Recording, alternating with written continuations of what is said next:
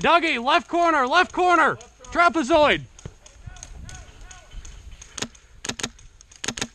For anyone curious why I'm shooting at this wall, since the cover they're behind is just netting, I can see their movements on the other side and keep an eye on them for the players to my left that are trying to advance. This also works twofold, not only keeping him pinned behind this piece of cover, but distracting him enough to not want to peek off these corners, not knowing exactly where the rounds are coming from, at least not yet. If you've been on the channel before, you've probably seen me do this many times, and it might seem like I'm just wasting ammo, but more often than not, it's to be distracting to the enemy, and with the Night Wraith being as quiet as it is, it just makes it all that more spooky for the people I'm shooting at.